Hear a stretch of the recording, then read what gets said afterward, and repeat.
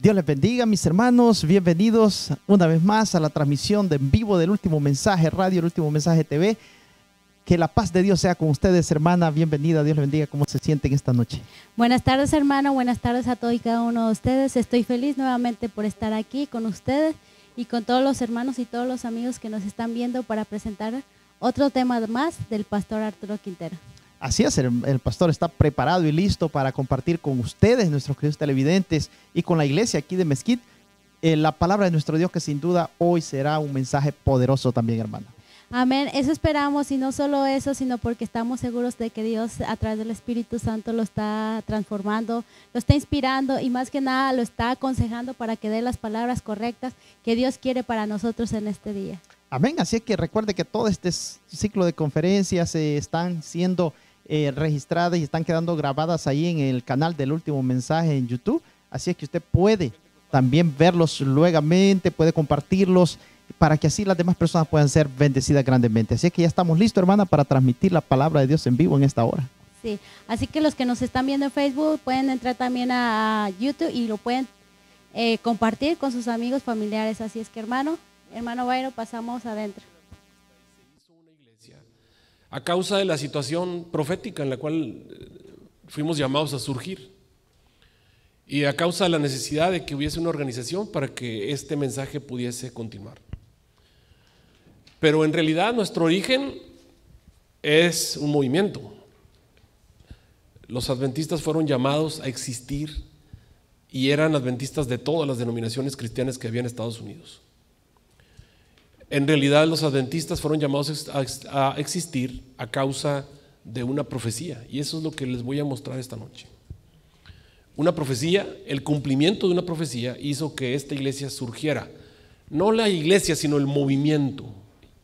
Y ese movimiento tiene que continuar hasta que Jesús venga por segunda vez. Entonces nosotros somos un movimiento. Y proféticamente predicho quiere decir que Dios, en su divino amor y misericordia, dejó una cápsula de tiempo allí enclaustrada en la profecía, guardada en la profecía, para que en el momento que explotara, ¡pum!, la cápsula diera origen a este movimiento que el Señor estaba esperando que surgiera. Justamente antes de que Él venga por segunda vez, Él necesitaba que este movimiento surgiera.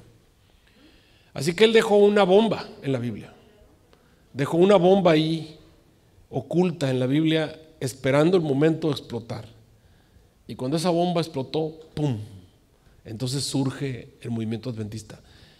Y el Señor dio claras instrucciones acerca de lo que iba a ocurrir y algunas otras cosas que estaban allí acerca de lo que ese movimiento iba a hacer en el tiempo del fin. Así que esta tarde vamos a hablar de ese movimiento proféticamente predicho. De paso, este es el sermón favorito de mi esposa, así que ahí lo vamos a comentar. Ok, para eso voy a pedirles que abran su Biblia en Apocalipsis capítulo 10.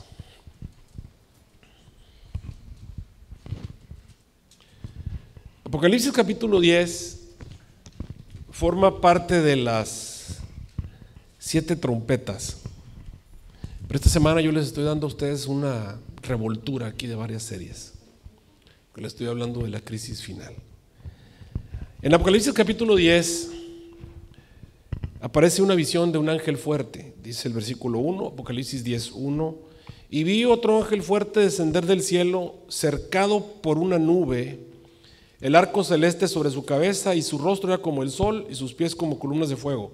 El dibujo que ustedes están viendo aquí en la pantalla básicamente describe esta visión. Ahí está un ángel fuerte que desciende del cielo.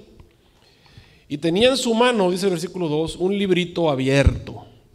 Recuerden que los libros de la época apostólica no eran como estos libros, eran rollos.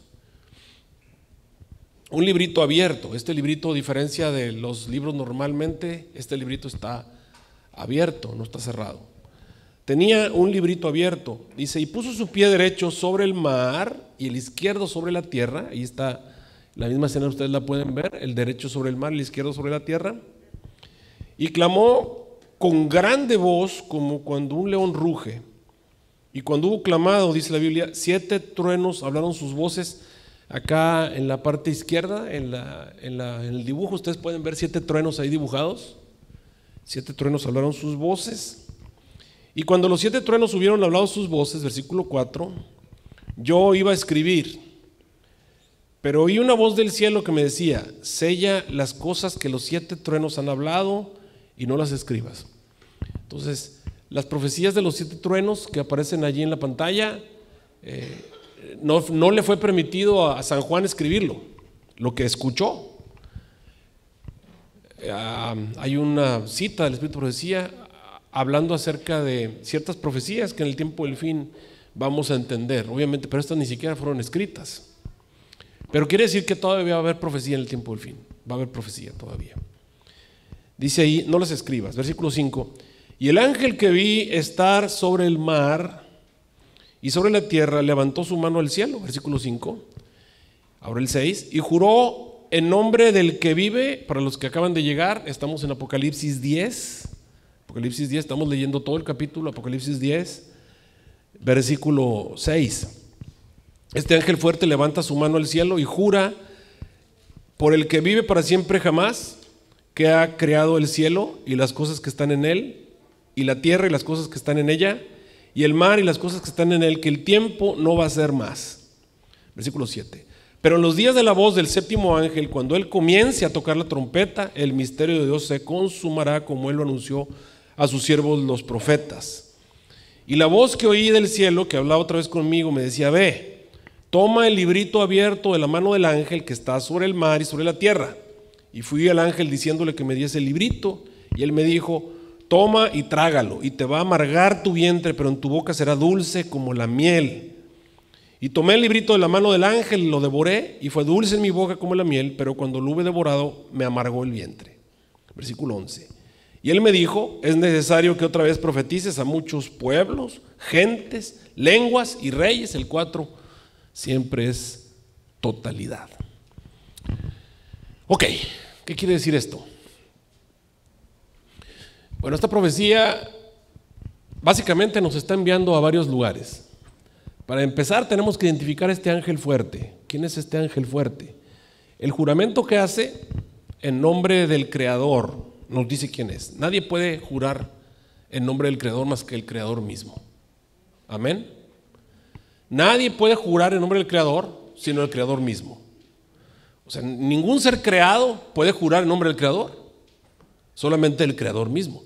Ahora, ¿quién nos dice la Biblia que es el Creador? De acuerdo a San Juan, capítulo 1, versículos del 1 al 3, el Creador es el verbo o la palabra. En el principio el verbo estaba con Dios y el verbo era Dios. En el principio estaba con Dios y todas las cosas por él fueron hechas. Sin él nada de lo que hoy es hecho llegó a ser. Entonces, el verbo es el Creador y de acuerdo a San Juan 1:14, ese verbo se hizo carne y habitó entre nosotros y vimos su gloria como el unigénito del Padre, lleno de gracia y de verdad. Entonces, Jesús es el verbo y Jesús es el Creador. Amén.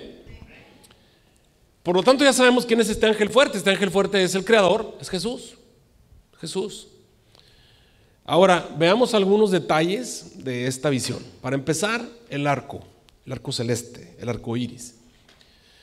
El arco iris, ¿qué le recuerda a ustedes? ¿Cuándo salió el arco iris? En el arca de Noé, exacto. ¿Y era una señal de qué? Del pacto. O sea, cada vez que aparece el arco iris, es como si Dios estuviera diciéndonos, yo cumplo lo que prometo. Cada vez que aparece el arco iris, es que Dios está cumpliendo su promesa. Amén. En esta visión aparece el arco iris, lo cual trata de decirnos que esta visión está hablándonos del momento en el que se cumple una promesa que Dios le hizo a alguien. Entonces vamos a empezar a buscar promesas y vamos a buscar los detalles de esta profecía para saber a dónde nos está enviando Apocalipsis. Para empezar, el hecho de que apareció el arco iris nos hace notar que hubo una promesa relativa a lo que estamos viendo en la visión. Una promesa, en algún momento en la Biblia hay una promesa que se le hizo a alguien. Si el arco iris está saliendo, es porque se está cumpliendo la promesa de Dios. Dios hizo una promesa, hizo un pacto con alguien en el pasado. Ahora veamos los detalles de esta visión. Para empezar, está un ser celestial, que es Dios mismo, haciendo un juramento. Aparecen 7 truenos que son profecías. en las que le dice séllalas, no las escribas, o sea, profecías selladas, y luego tiene un librito que está abierto. ¿Será que hay una profecía en la Biblia en la que se hace una promesa acerca de profecías selladas que se tienen que abrir en algún momento? Es el libro de Daniel, exactamente. Entonces, obviamente, Apocalipsis nos está enviando a estudiar Daniel. Daniel es el libro cerrado, Daniel es el libro sellado, es el libro al que Dios le dijo: mira, este libro va a estar cerrado y sellado y no lo vas a poder abrir hasta el tiempo del cumplimiento. Vamos a leerlo, vamos a Daniel capítulo 12, vamos.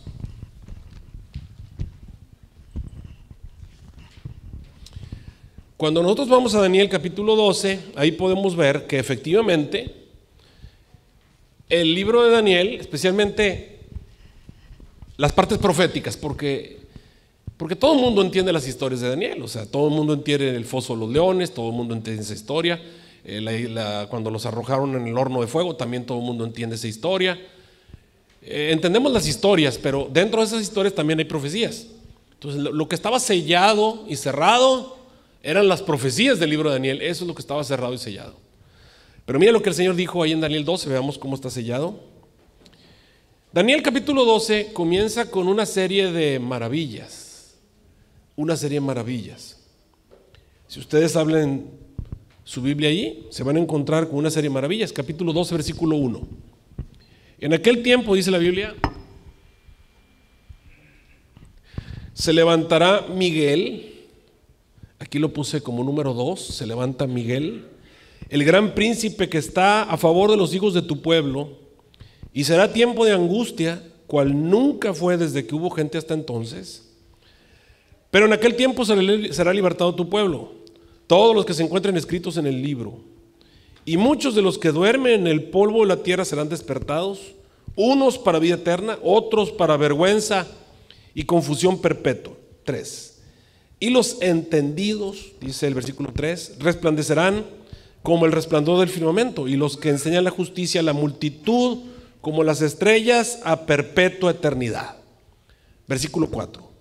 Tú, empero Daniel, dice el versículo 4, cierra las palabras, ahí están las profecías, cierra las palabras y sella este libro. Ahí están las profecías cerradas y selladas. El versículo 4. ¿Hasta cuándo iba a estar cerrado y sellado? Hasta el tiempo del fin.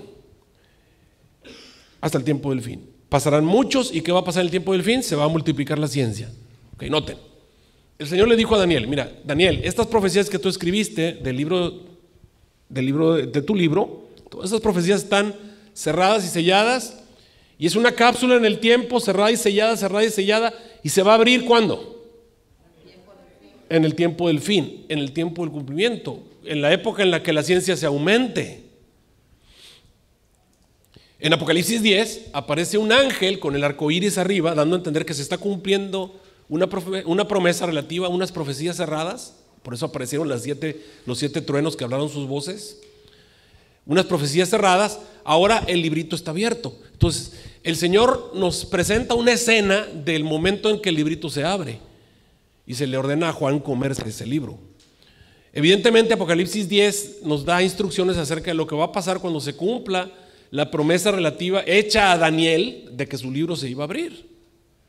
¿Cuándo se iba a abrir? En el tiempo del fin. Ahora yo entiendo que el libro de Daniel se tiene que abrir obviamente antes de que se levante Miguel, porque una vez que ya se levanta Miguel ya se acabó la gracia, y antes de que venga el tiempo de angustia cual nunca ha habido. Y por eso puse la primera maravilla tiene que ser que Daniel se va a entender, porque el Señor le dijo: tu libro va a estar cerrado y sellado ¿hasta cuándo? Entonces el tiempo del fin comienza, y comienza la crisis final, y desemboca en que se levanta Miguel, y comienza el tiempo de angustia cual nunca ha habido. Y en ese tiempo es libertado tu pueblo, y en ese tiempo los que duermen en el polvo son despertados, unos para vida eterna, otros para vergüenza y confusión perpetua, y los que enseñan la justicia resplandecen como las estrellas a perpetua eternidad. Básicamente esto es que alguien va a entender Daniel en el tiempo del fin, que cuando se levanta Miguel comienza el fin de la gracia, se acaba la gracia, entonces comienzan las plagas a caer, comienza el tiempo de angustia cual nunca ha habido. libertado tu pueblo en la segunda venida de Cristo. Los que duermen en el polvo de la tierra serán despertados. Esa es la resurrección de los muertos. Y los que enseñan la justicia como las estrellas a perpetua eternidad, esa es la glorificación. Y sigue diciendo Daniel capítulo 12, versículo 5. Daniel de pronto, después de que escucha todo esto, ve a tres personajes platicando. Está el primer personaje de un lado del río, el otro personaje del otro lado del río, y sobre las aguas del río está un varón vestido de lienzos, y ahí están platicando. Y yo, Daniel, dice el versículo 5, estoy en Daniel 12:5. Y yo, Daniel, miré, y he aquí dos que estaban, uno a una parte de la orilla del río y el otro a la otra parte de la orilla del río. Y dijo uno al varón vestido de lienzos que estaba sobre las aguas del río: pregunta, ¿cuándo será el fin de estas maravillas? Esta pregunta, esto que está aquí, la pregunta es ¿cuándo? Estas cosas que están aquí, ¿cuándo van a ocurrir? ¿Cuándo? ¿Cuándo va a comenzar el tiempo del fin?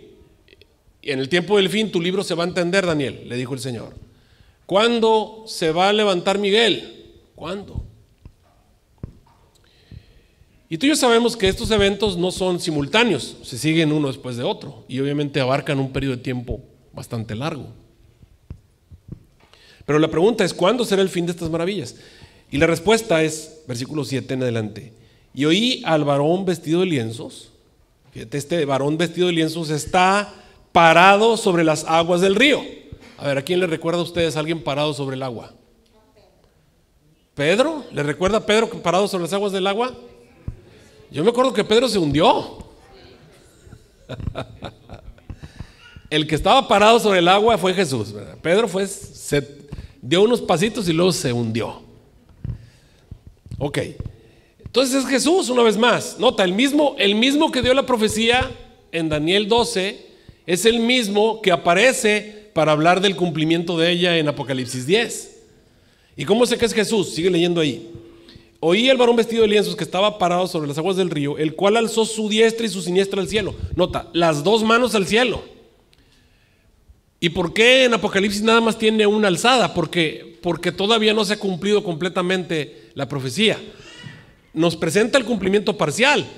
En Apocalipsis 10 nos presenta el cumplimiento hasta que se abre el librito y que se lo comen. Pero acuerda que todavía falta que se levante Miguel, que comience el tiempo de angustia, que sea libertado tu pueblo. Todas esas cosas faltan. Por eso más aparece con una mano. Pero aquí levanta las dos manos y mira el juramento que hace. Levanta las dos manos al cielo y jura en nombre del viviente en los siglos. Ahora tengo una pregunta. ¿Quién tiene derecho a jurar en nombre del eterno? ¿Quién? ¿Puede alguien que no es eterno, puede alguien que es creado jurar en nombre del viviente en los siglos? No. Así que este versículo tú lo puedes usar contra los testigos de Jehová para demostrar que Jesús es el viviente en los siglos y que Jesús es eterno. Él es como el Padre. Por eso dice allí, juró por el viviente en los siglos que va a ser por tiempo, tiempos y la mitad. ¿Qué dijo? ¿Por qué? Tiempo, tiempos y la mitad. Y luego dijo, y cuando se acabe el esparcimiento del escuadrón del pueblo santo, estas cosas se van a cumplir. Entonces aquí hay dos cosas que tienen que ocurrir. Número uno, se tiene que llegar a ese tiempo, tiempos de medio de un tiempo. Y número dos, se tiene que acabar el esparcimiento del escuadrón del pueblo santo. Ahora vamos a poner hasta allí cuáles fueron la pregunta. La pregunta fue que su libro va a estar cerrado. ¿Hasta cuándo, Señor, estas maravillas? Y la respuesta fue tiempo, tiempos de medio de un tiempo, que en profecía todos sabemos que son 1260 días, o un año, 2 años y medio año, 3 años y medio. La pregunta fue, ¿cuándo se cumplirán estas cosas? La respuesta será por tiempo, tiempos y en medio de un tiempo. Y la otra fue, cuando se acabe el esparcimiento del escuadrón del pueblo santo. Esas son las dos cosas que tienen que ocurrir para que todas las maravillas de Daniel 12 se cumplan. Versículo 8. Daniel 12:8. Y yo, dice el versículo 8, oí, pero no entendí. Pobre Daniel. Daniel tiene que escribir un libro y una profecía que no era para él. Esa profecía no estaba escrita para él, era para el futuro. El mismo Señor le dijo que estaba escrita para ¿cuándo? Para el tiempo del fin. O sea, ni siquiera era para él. Así que el pobre Daniel no entiende absolutamente nada. Oí, pero no entendí. Y le dije, Señor mío, ¿qué será el cumplimiento de estas cosas? Y él le dice, mira Daniel, estas palabras están cerradas y selladas hasta el tiempo del cumplimiento. Ahora, el tiempo del cumplimiento ya había dicho que iba a ser por tiempos y medio de un tiempo. ¿De acuerdo? Le dijo, esto va a estar cerrado y sellado hasta el tiempo del cumplimiento. Cuando llegue el tiempo del cumplimiento, se va a abrir, ya no va a estar cerrado y sellado, sino que va a estar abierto y va a ser entendible cuando llegue el tiempo del cumplimiento. Pero también se tiene que cumplir, que tiene que acabar el esparcimiento del escuadrón del pueblo santo. Así que hasta aquí lo vamos a dejar, Daniel 12. Si ustedes quieren saber lo que sigue después allá, cuando hablo acerca del continuo y de los 1290, los 1335 días, tienen que ver un sermón acerca de eso, que es mucho más largo. Pero lo que vamos a hacer esta noche es ver ese tiempo del cumplimiento, ese tiempos en medio de un tiempo. Porque lo que me interesa a partir de este momento es hablar de ese libro cerrado y sellado. El libro cerrado y sellado es el libro de Daniel. Iba a estar cerrado y sellado hasta el tiempo del cumplimiento, y de acuerdo a lo que dijo el ángel, iba a ser por tiempos, ¿y qué más? Y la mitad. Ahora, el mismo Daniel nos está enviando. ¿Será que en la Biblia hay un lugar donde aparezca el tiempos y la mitad? Sí, en Daniel 7:25, en el mismo libro de Daniel, en Daniel capítulo 7, versículo 25, ahí está esa frase, tiempos y la mitad. Vamos a leerlo. Daniel 7:25 dijo así, 7:25. Y hablará palabras contra el Altísimo, a los santos del Altísimo quebrantará y pensará cambiar los tiempos y la ley, y serán entregados en su mano por tiempos y en medio de un tiempo. Ahí está. Daniel 7:25 nos menciona ese mismo periodo de tiempo. Ahora, no es casualidad. Dios no comete errores, sino que Dios te envía a todas estas frases cruzadas y esta referencia. Acuérdense que cuando Daniel fue escrito todavía no existía el Nuevo Testamento, así que solamente el Antiguo Testamento. Esta referencia nos hace notar que se está refiriendo a ese mismo periodo de tiempo en el que ya había hablado alguna vez el Señor en el pasado. Por lo tanto, si nosotros podemos, fíjense bien, si nosotros podemos ver toda la profecía de Daniel 7, interpretar la profecía de Daniel 7 y llegar hasta ese momento cuando surge ese poder que de acuerdo a Daniel 7:25 iba a hablar palabras contra el Altísimo y el mundo le iba a ser entregado en su mano por tiempos en medio de un tiempo. Si nosotros podemos interpretar eso, nosotros podemos saber entonces cuándo llega el momento en que el libro de Daniel, que está cerrado, se va a convertir en un libro abierto. Una vez más, esto es bien importante. El libro de Daniel está cerrado y sellado hasta el tiempo del cumplimiento, o sea, al final de tiempos en medio de un tiempo. Si podemos interpretar Daniel 7 y llegar a saber cuándo es que se termina, o más o menos cuándo es que llega el final del tiempos en medio de un tiempo, entonces podemos saber a partir de cuándo el Señor le dijo que su libro iba a estar como ahora, abierto. Vamos a verlo. Vamos a Daniel 7, y cuando vamos a Daniel 7, en Daniel 7 nos encontramos 4 bestias. ¿Cuántas bestias dije que nos encontramos en Daniel 7? 4 bestias. La primera bestia es un león con alas. Ustedes lo pueden ver en el versículo 4, Daniel 7:4. Está Daniel viendo el mar y de pronto del mar salen 4 bestias. 4 bestias. La primera es un león con alas de águila. La segunda bestia es un oso, versículo 5. Un oso que tenía un lado más alto que el otro y que tiene 3 costillas en su boca. La tercera bestia está en el versículo 6. En algunas versiones dice que es un tigre, en otras dice que es un leopardo, que tiene 4 cabezas y 4 alas de ave. Ahí lo pueden ver ustedes. La primera bestia es un león La segunda bestia es un oso que tiene un lado más alto que el otro, que tiene 3 costillas en su boca. Y la tercera es un leopardo con 4 cabezas y 4 alas de ave.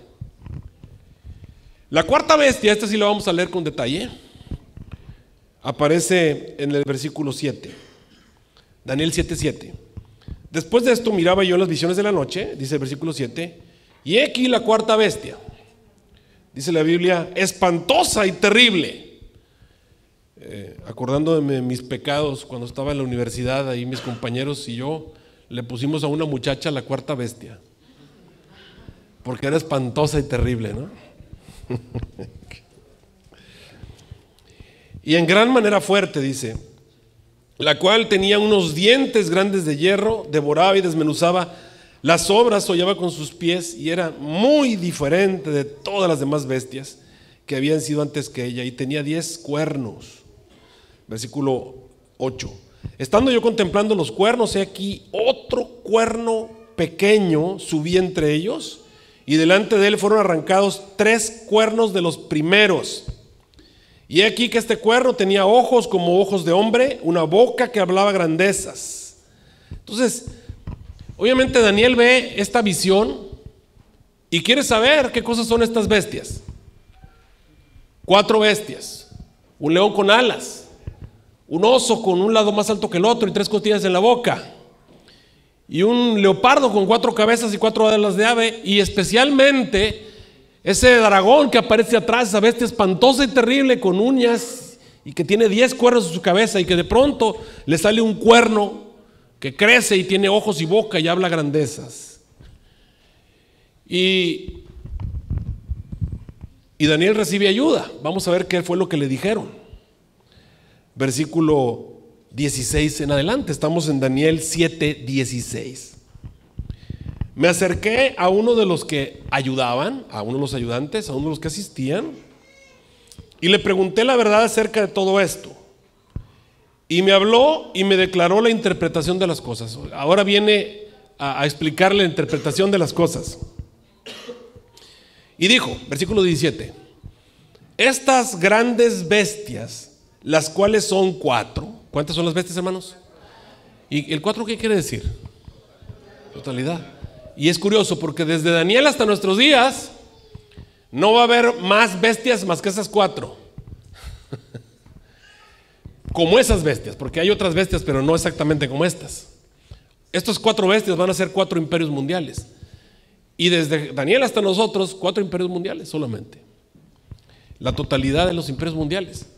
Por eso dice ahí, las cuales son 4, son 4 reyes, dice el versículo 17, 4 reyes son que se levantarán sobre toda la tierra. Ok, entonces estas 4 bestias representan reyes que van a levantarse sobre todo el planeta. ¿Cómo le llamamos a un rey que se enseñorea de todo el planeta? ¿Cómo le llamamos?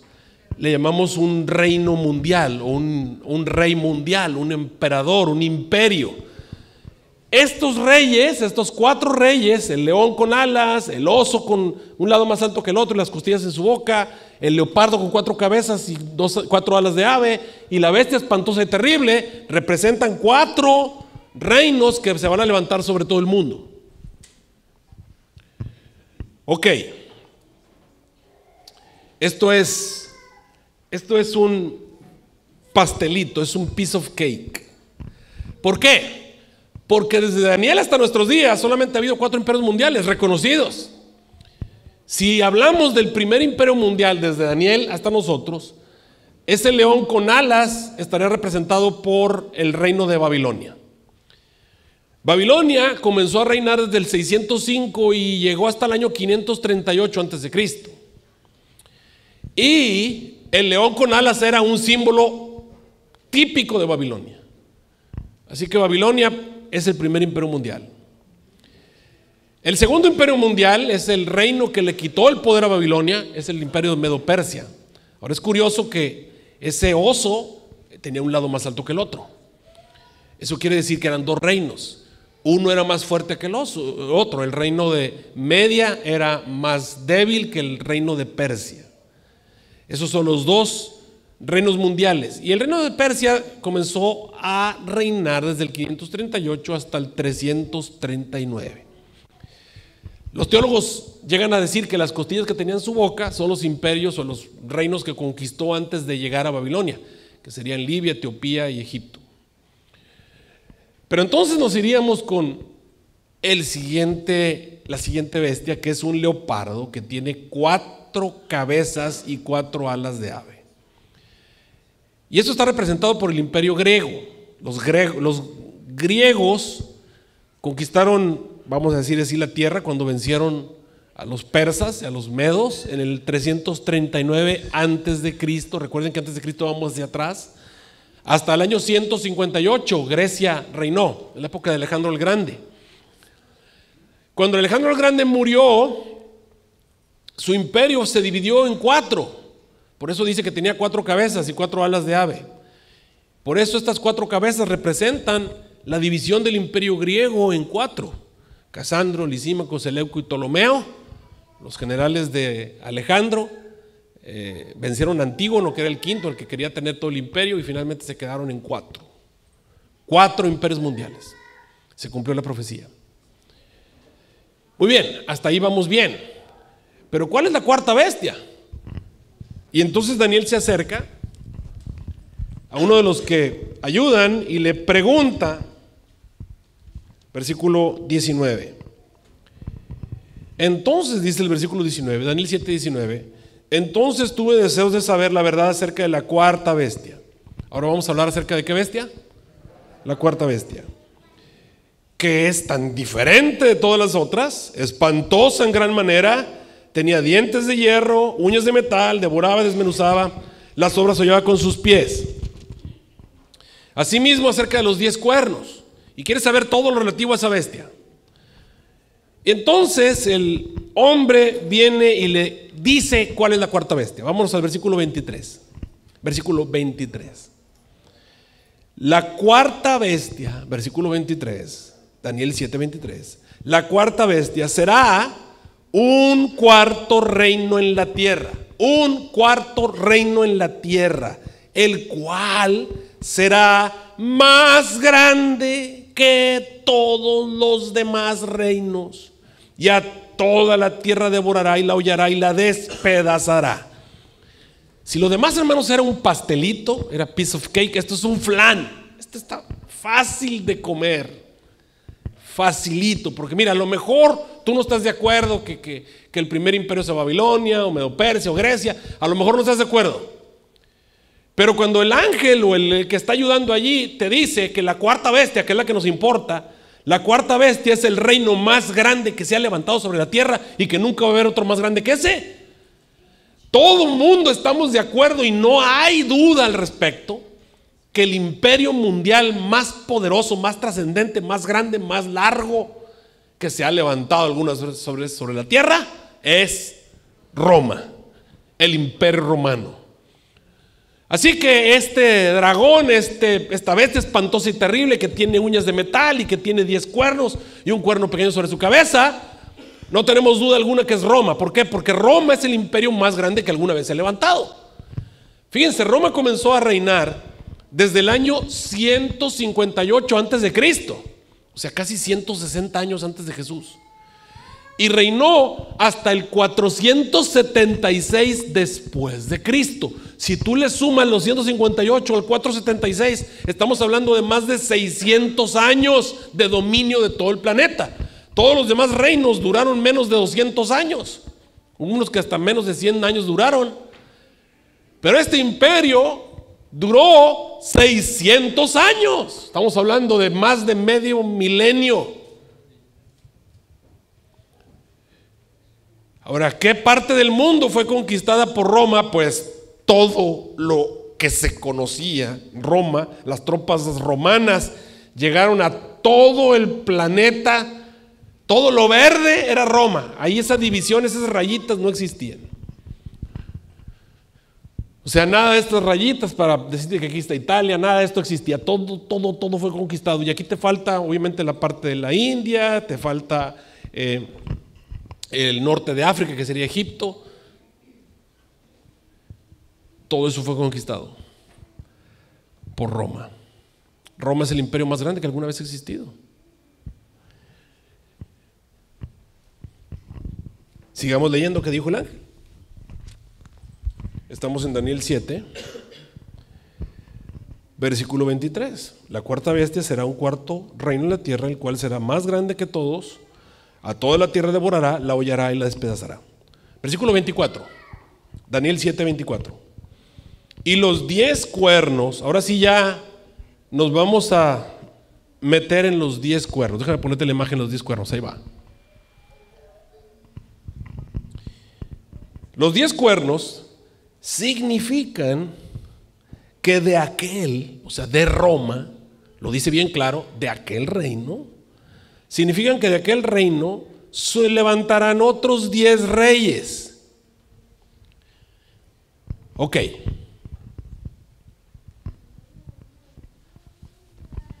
¿Qué pasó con Roma? Bueno, todo esto es historia para ti y para mí. Roma parecía invencible, 600 años de dominio sobre el mundo. Lo que pasó fue que una serie de tribus del norte de Europa, sajonas, una serie de tribus del norte de Europa, bajaron de Europa al mismo tiempo, básicamente, y le hicieron en la época en la que Roma estaba más débil, atacaron a Roma y dividieron el imperio romano en lo que conocemos hoy como Europa. Estas 10 tribus vinieron. Ahora, no eran 10, eran más de 10 tribus, pero el 10 en profecía le pertenece a Dios. Lo que está tratando de decirnos el Señor es que esta división Dios la motivó. Y cuando tú estudias esta historia, realmente cuando estudias la historia, esto fue providencia divina. En una época en la que no había internet, en una época en la que no había comunicación, no había medios masivos, no había teléfonos, tribus que tenían diferente lenguaje, que eran enemigas entre sí, que no tenían comunicación entre sí, al mismo tiempo atacaron a Roma en el momento en el que Roma estaba más débil y era posible que pudiera caer. Vinieron a Roma y se dividieron el imperio. Los francos se quedaron con Francia, obviamente. Los suevos, ¿con qué país se quedaron? ¿Y los anglos, con qué país se quedaron? Con Inglaterra. ¿Y los alamanes, con qué país se quedaron? Y ahí te vas. ¿Y los visigodos, con qué país se quedaron? Con España. Así, los vascos y los gallegos, ¿verdad? Y bueno, y estas 10 tribus vinieron. Déjame decirte que dentro de todas las tribus, los teólogos no me dejarán mentir y los historiadores, la tribu más poderosa de todas, la más poderosa era esta. Los érulos eran los más poderosos de todos. Es curioso que aun cuando era la tribu más poderosa, no dieron origen a ningún país de Europa. ¿Qué pasó? Los érulos querían conquistar no un pedazo, no querían España o no querían Portugal, no querían Francia, ellos querían la silla imperial, ellos querían Roma, ellos querían Italia, así que los érulos vinieron a Italia y conquistaron Italia. Y aquí es donde entra la historia. Vamos a ver lo que el ángel dijo acerca del cuerno. Versículo 24, Daniel 7, 24. Y los 10 cuernos significan que de aquel reino se levantarán 10 reyes. Pero después de ellos se levantará otro. Este otro es el importante. Otro, el cual será mayor que los primeros y a 3 de los primeros derribará. Acuérdense que en la profecía aparecía un cuerno que primero era pequeño, que crece, que tenía ojos y boca, que hablaba grandezas, y este cuerno derriba a 3 de los primeros. Y entonces nos vamos a la historia y vamos a buscar qué fue lo que pasó con estas tribus que vinieron de Europa. Aquí tenemos un mapa sacado de los libros de historia. Ustedes pueden ver los vándalos, se quedaron con Egipto. Los érulos están con Italia y los ostrogodos están con lo que sería hoy Rumania. Ahí están, arriba de Italia. Obviamente, estas tribus desaparecieron, tanto los ostrogodos como los érulos y los vándalos. ¿Qué fue lo que pasó con ellos? Bueno, este cuerno pequeño, vamos a explicarte qué fue lo que ocurrió. Sucede que cuando los érulos llegaron a Roma, ya eran cristianos. ¿Qué dije que eran? Cristianos. Sucede que habían sido adoctrinados por un cristiano llamado Arrio. Arrio había sido convicto por el obispo de Roma. El obispo de Roma y él eran enemigos y lo había llamado hereje. Arrio le llamaban el hereje del Ponto, Italia. Él era italiano. Y él había adoctrinado tanto a los érulos como a los vándalos y a los ostrogodos y los había convertido al cristianismo. Estas tres tribus eran tribus arrianas. Eran cristianos, pero eran arrianos. Arrianos quiere decir que no creían que Jesús era Dios. Creían que Jesús era un ser creado. Porque eso es lo que él creía, lo que creía Arrio. Los érulos llegaron a Italia y conquistaron la silla imperial y comenzaron a dominar Italia. Hay un problema. El poder corrompe y durante muchos años ya, durante siglos, el obispo de la iglesia cristiana de Roma, que ya les expliqué yo que nunca fue realmente una iglesia cristiana, la iglesia de Roma, la iglesia que fundó el emperador Constantino, nunca fue una iglesia cristiana en realidad.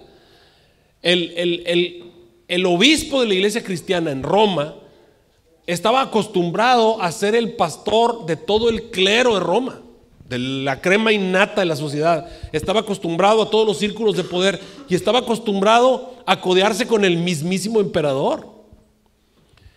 El obispo de Roma estaba acostumbrado a tener poder. Y cuando los érulos llegaron a Italia y llegaron a Roma, el obispo de Roma se encuentra ahora encerrado por las circunstancias, porque ahora en el poder están gente que no lo reconoce como obispo. Y el obispo de Roma comienza a tener fricciones, obviamente, con el nuevo general, el nuevo dirigente de Roma.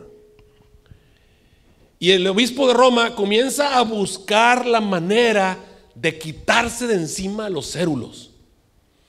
Él era un pastor, supuestamente. Él era un ministro, un religioso, supuestamente. Pero él comienza a mover los hilos y comienza a hacer una sedición. Por abajo del agua, comienza a mover los hilos y el tejemaneje del poder, buscando la manera de poder sacar a los érulos de la silla imperial y quitárselos de encima. Comenzó a consultar a otras tribus que se encontraban cercanas. Le mandó una carta a Justiniano, que era el emperador todavía de la parte oriental, que todavía no caía de Roma, que estaba ya en Constantinopla. Le mandó una carta pidiéndole que le mandara a Belisario. Belisario era un general muy famoso en la historia. Todo esto que le estoy contando es historia. Le pidió que le mandara a Belisario para quitarle de encima a los érulos. Justiniano le dijo: mira, yo no puedo pelear contra los érulos son más fuertes que yo. Belisario no va a poder, pero te puedo enviar a Belisario si tú le consigues algún aliado poderoso que te ayude a pelear en contra de los érulos. En su búsqueda, el obispo de Roma se topó con los francos. ¿A qué país dieron origen los francos? Francia. El rey de los francos era un señor que se llamaba Clodoveo.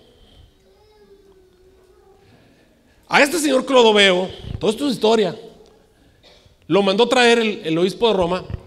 Vino a Italia, llegó a ver al obispo de Roma. Y dice la historia que Clodoveo, rey de los francos, utilizó una palabra para referirse al obispo de Roma. Le dijo: tú eres el obispo de los obispos. Le dijo: tú eres papa.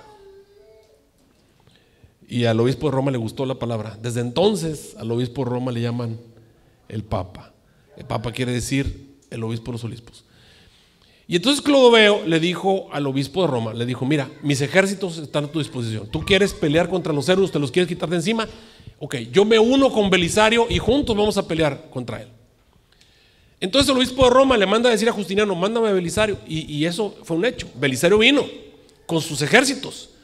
Belisario y los francos se unieron para pelear en contra de los érulos y los vencieron en el año 518 después de Cristo.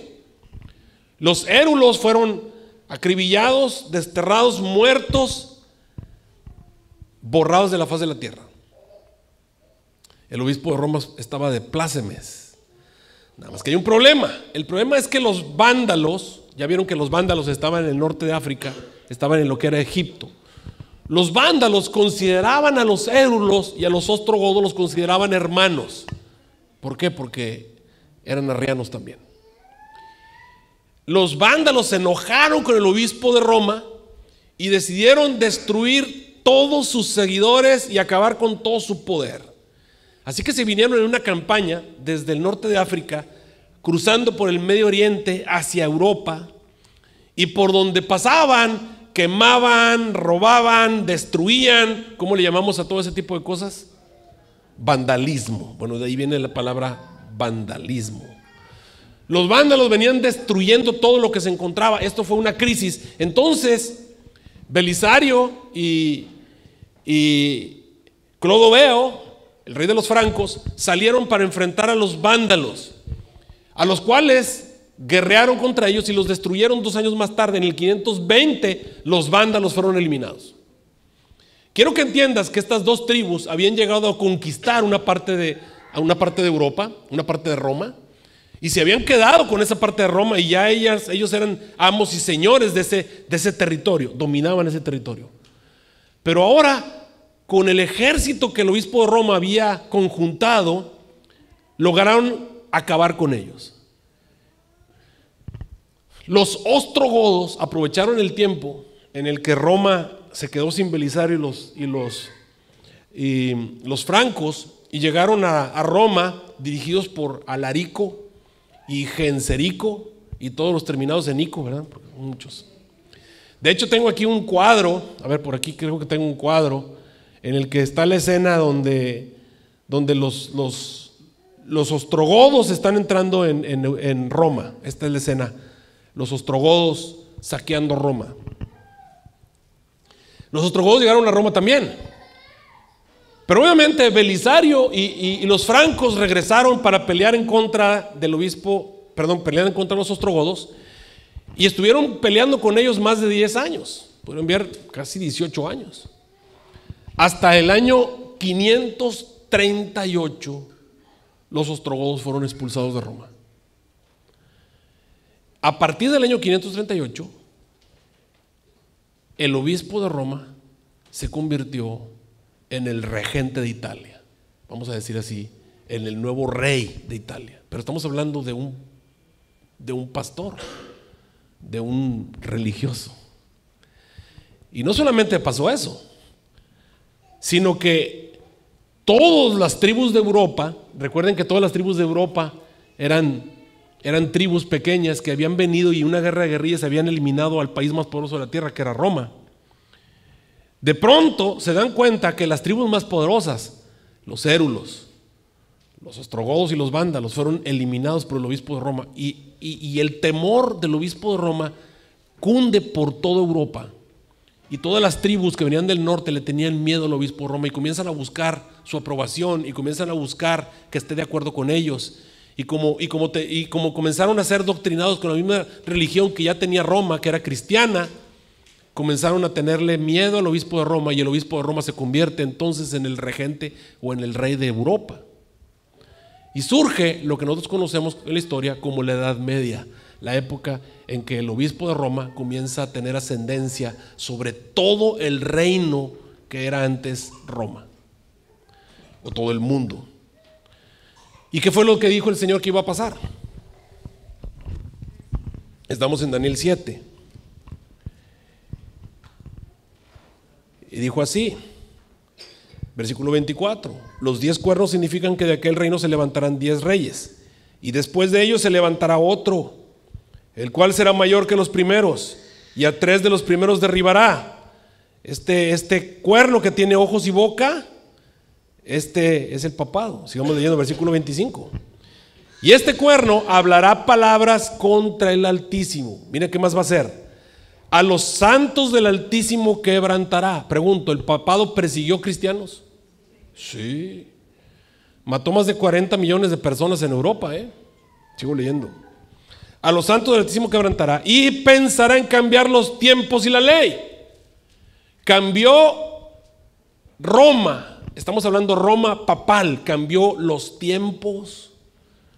¿Cómo se llama el calendario que tenemos tú y yo hoy en día? Año 2018, según el calendario ¿qué? Gregoriano. El calendario que tenemos tú y yo es el calendario gregoriano. ¿Sabes por qué se llama gregoriano? Porque el Papa Gregorio, el Papa de la Iglesia Católica Apostólica Romana, construyó el calendario que tenemos tú y yo. Quiso dividir el mundo o la historia en antes de Cristo y la historia después de Cristo. Y puso el año 0, según él, el año en el que Jesús nació. Pero el Papa Gregorio se equivocó, porque el año que él puso como el año en el que Jesús nació, en ese año realmente Jesús tenía 3 años, o sea que él no lo hizo bien. Pero bueno, este es otro asunto. Pero sí, él cambió los tiempos y también cambió los mandamientos. El obispo de Roma cambió los mandamientos. Si ustedes ven los mandamientos que tiene la Iglesia Católica Apostólica Romana, si ven el catecismo de la Iglesia Católica, se van a encontrar que los 10 mandamientos no son los 10 mandamientos de Éxodo 20. Para empezar, sacaron el segundo mandamiento que nos dice no debemos tener imágenes, lo sacaron de allí, no están esos los mandamientos, y cambiaron el cuarto mandamiento que dice santificarás las fiestas. Y para tener 10 mandamientos, porque habían quitado el mandamiento número 2, dividieron el último mandamiento de no codiciar, lo dividieron en 2 y pusieron no codiciarás la mujer y no codiciarás las cosas. Cambiarán los tiempos y la ley. Y dice el versículo 25, y será entregado el mundo en su mano, tiempos y el medio de un tiempo. Entonces, queridos hermanos, este periodo de tiempo que nos atañe, por el cual me tardé casi 30 minutos hablándote de este periodo de tiempo, nada más con la idea de que pudiésemos llegar al momento específico en la historia en el que el tiempos en medio de un tiempo se acaban. Sucede que en el 538 Roma comienza a reinar el obispo de Roma, el Cuerno Pequeño. Si tú le sumas tiempos en medio de un tiempo, que son 1260 años. ¿Por qué? Porque un tiempo sería un año, tiempos serían 2 años y el medio de un tiempo sería medio año. Ahora, el año profético, en la época de Daniel, los años eran de 360 días. Por lo tanto, un tiempo sería 360 días. Tiempos serían 720 días. Y el medio de un tiempo serían 180. Cuando tú sumas 360 más 720 más 180, te dan 1260. 1260 años. Si tú le sumas al 538, 1260, te va a llevar a 1798. Esto no tiene que ser exacto, no tiene que ser, pero ya sabemos más o menos la época. ¿Qué pasó en 1798? En 1798, el general Berthier, un general de Napoleón Bonaparte. ¿Napoleón Bonaparte de qué país era? De Francia. A ver, ¿cuál fue el país que le dio el poder al papado? Francia. ¿Y cuál fue el país que se lo quitó? Francia. ¿Parece coincidencia? No, yo creo que es providencia divina. El general Berthier, enviado por Napoleón Bonaparte, tomó prisionero al Papa Pío VI y acabó con su poder temporal. Confiscó sus territorios y le quitó su corona de gobernatura. En ese momento, vamos a decir así, esa fue la que conocemos en la Biblia como la herida mortal al papado. Pero bueno, aun cuando el Papa ya no era jefe de Estado y perdió sus ejércitos y su poder temporal o terrenal, vamos a decir así, de poder de país, siguió teniendo poder sobre la tierra. Habían establecido el Santo Oficio, que es la Inquisición, y la Inquisición era el terror en el mundo. La Inquisición no fue abolida cuando el papado fue abolido. La Inquisición todavía perduró algunos años. Tenemos registro de que el último país en abolir la Inquisición fue México. México fue el último país en abolir la Inquisición y la abolió en 1834. El último muerto por la Inquisición murió en Guanajuato, México, 1834. Después de eso ya no se registra ningún muerto por parte de la Inquisición. Así que de eso no estamos muy orgullosos los mexicanos, pero es cierto. México fue el último país en abolir la Inquisición en el planeta Tierra fue México. Es que en México estuvo Torquemada, que es uno de los peores inquisidores que ha existido. Otro país que también fue terrible con la Inquisición fue Perú. Pero bueno, esos son algunas de las historias que podemos encontrar en cuanto a la Inquisición. ¿Por qué hemos estudiado todo esto? Porque el Señor le prometió a Daniel algo. Le hizo un juramento, levantó las dos manos al cielo y le dijo a Daniel que su libro iba a estar ¿cómo? Cerrado y sellado. ¿Hasta cuándo? Hasta el tiempo del fin. Y le dijo, mira, tiene que venir el tiempos de medio de un tiempo y se tiene que acabar el esparcimiento de los escuadrones del pueblo santo. Bueno, ya vino el tiempos de medio de un tiempo. Ya llegamos al tiempo del fin. Obviamente en 1800 por ahí, 1790, 1798, por ahí el libro de Daniel tiene que convertirse en la cápsula del tiempo del cual te hablé al empezar el sermón. Dios dejó una cápsula cerrada, una bomba. El libro de Daniel era una profecía cerrada y sellada. Iba a estar así, nadie lo iba a entender. Pasó el tiempo y nadie entendía el libro de Daniel. Pero al llegar el momento del tiempo del fin, el tiempo en medio de un tiempo, el libro iba a explotar. ¡Pum! Iba a explotar. Así que ya sabemos que el libro de Daniel se tenía que entender en algún momento entre 1790 y 1874. Esa es la época en la que el libro de Daniel se tiene que entender. Ahora, cuando tú te vas a leer la historia y buscamos en la historia, vamos a encontrar que a través de la historia, estamos hablando de miles de años, porque esto fue escrito 600 años antes de Cristo, y después de eso 2000 años de historia más. Durante más de 2500 años, los seres humanos tenemos registro de que trataron de entender las profecías del libro de Daniel y no pudieron, nadie podía.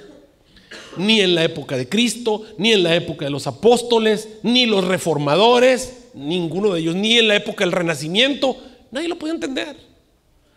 Tenemos por ahí algunos registros de un rabí de nombre Rashi, que trató de entenderlo, no lo logró. Encontramos en la época de Lutero trató de entender el libro de Daniel, tampoco pudo. Incluso hasta dijo algunas cosas que no debía en cuanto a Daniel. Y te vas a encontrar ciertos grandes hombres de la historia tratando de entenderlo y no pudieron. Es curioso que también tenemos por ahí los registros de un señor llamado Sir Isaac Newton, conocido por las leyes de Newton, físico, pero también teólogo. Sir Isaac Newton tampoco pudo entender Daniel, pero sí dijo algo acerca de Daniel. Sir Isaac Newton dejó escrito: el libro de Daniel no se puede entender porque todavía no ha llegado el tiempo en el que se va a entender. Por eso no se puede entender. Es curioso. Todo lo que tenemos que hacer entonces es buscar cuál es la primera persona que va a entender Daniel. Y cuando nos vamos a la historia, porque para ti y para mí esto ya es historia. Tú y yo ya vivimos después de la época en la que el libro de Daniel se tiene que abrir. Estamos hablando de 1800. 1800 es cuando el libro se iba a abrir. Nos vamos a la historia y busquemos la primera persona en que tenemos registro que entendió el libro de Daniel. Y nos vamos a encontrar que la primera persona de la que tenemos registro que entendió el libro de Daniel era un hispanoparlante. Hablaba español como tú y como yo, hablaba castellano. Si habláramos con él, podríamos hablar y nos entenderíamos perfectamente. Se llamaba Manuel Lacunza. Manuel Lacunza es el primer ser humano del cual tenemos registro que entendió el libro de Daniel. Era chileno, era un sacerdote jesuita chileno. Curioso, ¿qué pasó con Manuel Lacunza? Bueno, Manuel Lacunza tenía que ser así porque en esa época la Biblia, nadie tenía acceso a la Biblia. Los únicos que tenían acceso a la Biblia eran los sacerdotes católicos. Bueno, Manuel Lacunza por allí encontró una Biblia y se puso a leerla, su año bíblico. Y llegó el libro de Daniel y lo entendió. ¿Por qué? Manuel Lacunza era muy inteligente. Bueno, sin duda era inteligente, pero más inteligente que todos los grandes hombres de la historia, que Da Vinci, que Isaac Newton. No, porque ya el libro ya no estaba cerrado, ahora está como abierto. Por ahí a principios de 1790 Manuel Lacunza entiende el libro de Daniel. Lo entiende. Mira, dijo, este león es Babilonia, ese oso es Medo-Persia, y ese leopardo es Grecia, y este dragón, este es Roma, y ese cuerno pequeño es el papado. Te estoy hablando, él era un jesuita. Él dijo, el cuerno es el papado. Y luego llegó a Daniel 8:14.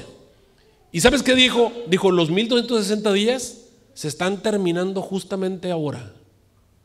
¿Y sabes qué dijo? Y Jesús está a punto de venir a mitad del próximo siglo. Por ahí 1850, por ahí va a venir Jesús en gloria y majestad. Y escribió un libro, Manuel Lacunza, que se llama La venida del Mesías en gloria y majestad, y lo publicó.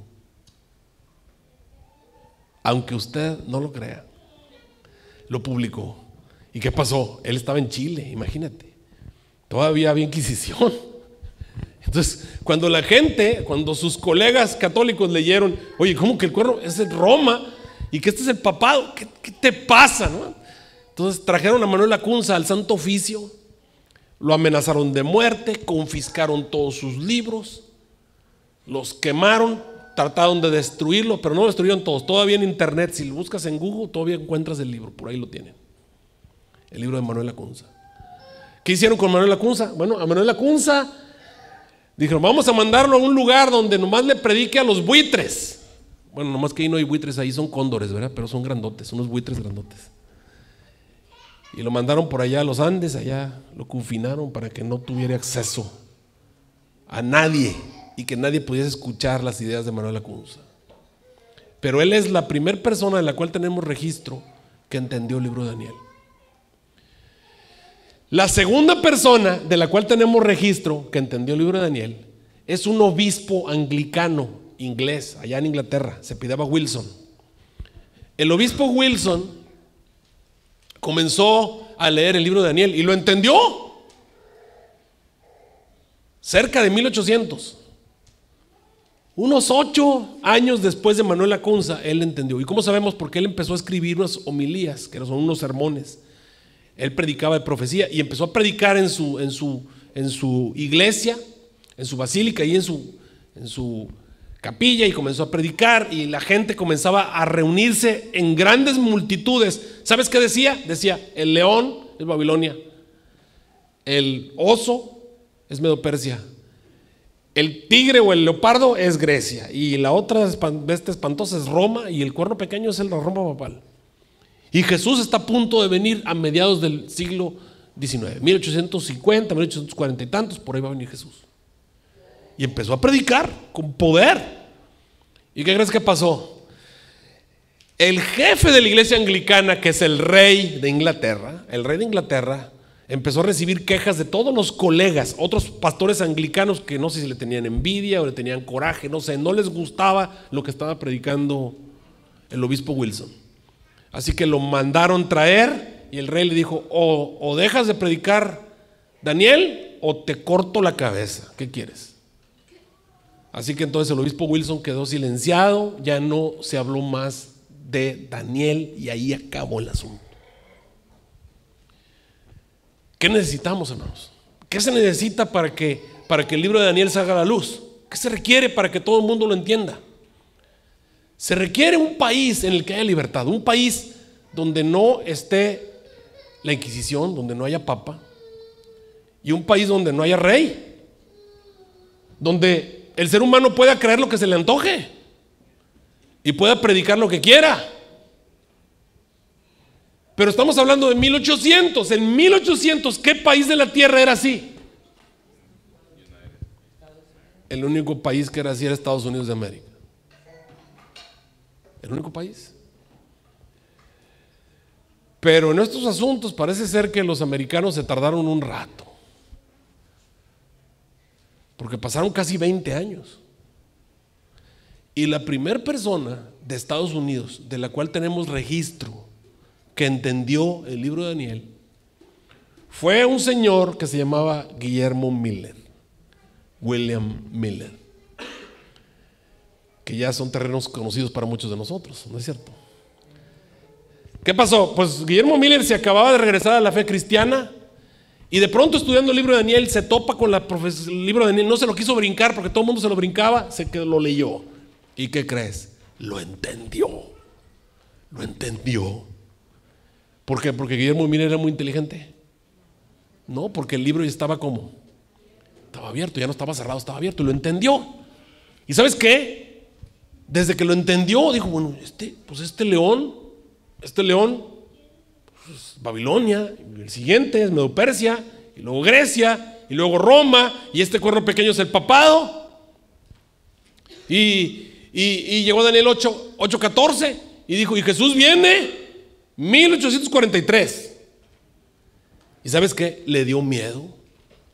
Le dio miedo porque él no era sacerdote, no era predicador, no era obispo, no era pastor, él no era religioso. Le dio miedo. Así que no hizo nada y siguió estudiando y estudiando, y a medida que lo estudiaba, investigaba y sacaba y apuntaba, se aprendió en memoria todo, llegaba a la convicción de que Jesús estaba a punto de venir. ¿Y sabes qué? Había una voz que le decía, ve, dilo al mundo, dilo, compártelo, predícalo, dilo. Pero le daba miedo, no quería. Luchaba, decía que no, que él no era, que él no lo podía hacer. Un día, ya no aguantando más, porque pasaron, hermanos, 10 años. ¿Cuánto tiempo dije que pasó? 10 años. En 1818, Guillermo Miller entendió el libro de Daniel, pero pasaron 10 años. 10 años. Y ya no pudiendo más, Guillermo Miller se fue por ahí a un bosque cerca de su casa. Y empezó a orar, pero oró así a grito abierto. ¿Por qué sabemos por qué? Porque la hija de Guillermo Miller salió a buscar a su papá, porque alguien lo vino a buscar, y cuando lo fue a buscar oyó que su papá estaba gritando, y ella oyó prácticamente todos los gritos de su papá. La oración está registrada porque él oyó que estaba gritando en medio del bosque. Y cuando ella llegó a hablarle, ¿pero qué estaba gritando? Decía, Señor, está bien, voy a predicar. Ya no me estés molestando, sí voy a predicar, pero tú vas a tener que invitarme. Yo no voy a ir por mí mismo, yo no me voy a ofrecer, me tienen que invitar. Él estaba seguro que no lo iban a invitar porque nunca lo habían invitado en su vida. Así que dice, me tienen que invitar, y que me tienen que invitar a hablar de esto específicamente. Y así sí voy. Y en eso llegó su hija y le dice, papá, mi primo te está buscando. Su primo había venido a su casa y necesitaba hablar con él, así que van buscando, se fueron juntos a ver a su sobrino.